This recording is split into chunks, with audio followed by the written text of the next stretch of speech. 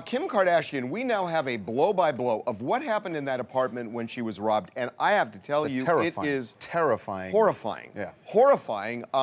She thought she was going to be raped. So we will take you through this now. Kim Kardashian was sleeping in her upstairs bedroom. This is a 2-story apartment, and the elevator opens on the first floor, and the concierge, apparently at gunpoint, let the robbers up on this elevator that opens up into the unit. And then all of a sudden she hears this commotion, people coming up the stairs, and there's apparently a glass door, and she can see one guy in a ski mask, one guy in a police hat, but she knows something is wrong. It's not right here. So she grabs the phone and she starts to call, presumably the bodyguard who was out with Courtney and Kendall.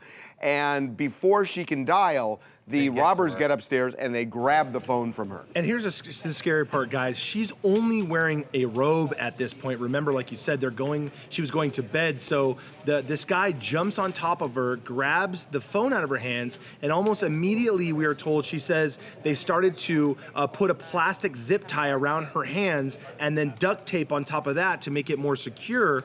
And then the scary part, they then, one of the men grabbed both of her ankles. And as you can imagine, that's the moment she says, I thought that was it. I was going to be sexually assaulted.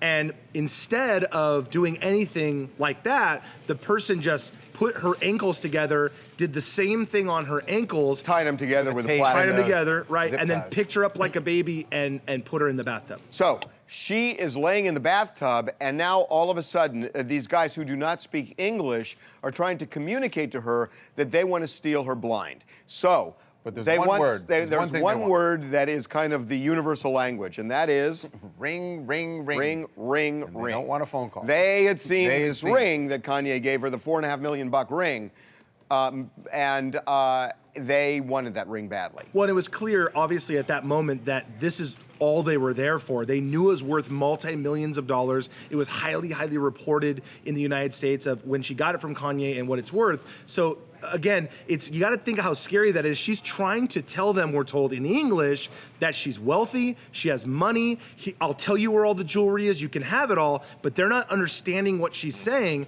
and they keep saying ring, ring, ring. So from what we understand, she told cops that they picked her up out of the bathtub and kind of motioned to where the ring was so they could find it. Once they did, that's when they put her back in the bathtub, took all the stuff, and left the apartment. So we know also that there was a very small window of opportunity for these robbers to do what they did and get away with it, and they took advantage of that, and it leads, what we're being told is the authorities and certainly the Kardashians to believe that this is somehow an inside job. It's just too coincidental that these robbers knew exactly when to come in because there were people coming in and out of that apartment all night. They found the right moment. Well, and also think about the timing on this, Harvey. The reality is that Courtney and Kendall and some of these other people were staying in that apartment with Kim, along with the bodyguards who had been coming and going the entire week. And all of a sudden, these guys knew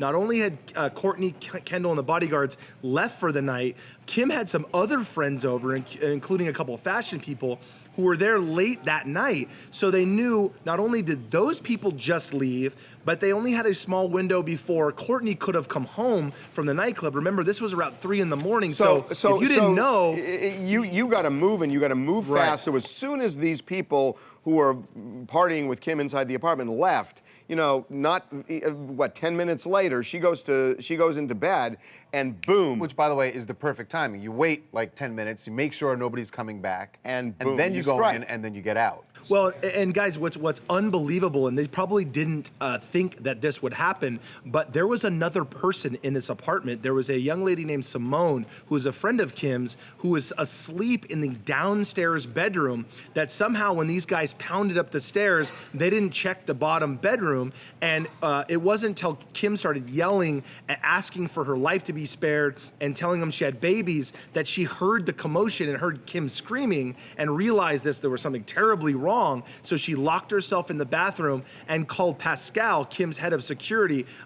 Pascal, who was with Courtney, rushed back to the house and just got there 2 minutes after these guys left. Do you know what's weird about that, Mike, is when you just said it, and I'm not in any way suggesting Simone was in on it because I'm sure she was not, but why would Simone not call the, I believe, is it 211? It's 112. 112, which is Europe. Who would know that? Well, I think she's. Is Simone French? Is Simone French? I think she is. It's interesting. We've been trying to pinpoint who Simone is. There's a few Simones that Kim knows, and they have not identified which friend that is. So she could be French, she could not be French. We don't know 100%. But I will tell you, why didn't everyone ask me that? Why would Kim not dial 911? There is no 911, and Kim doesn't know how to dial 911 in Paris. I'm saying Simone. So she dialed. I'm saying Simone. Yeah, that's a good point. Simone dialed. I'm told the 2 calls that went out of the apartment were to Courtney and Pascal by Simone. But how would Simone know Pascal's number if she's just a friend?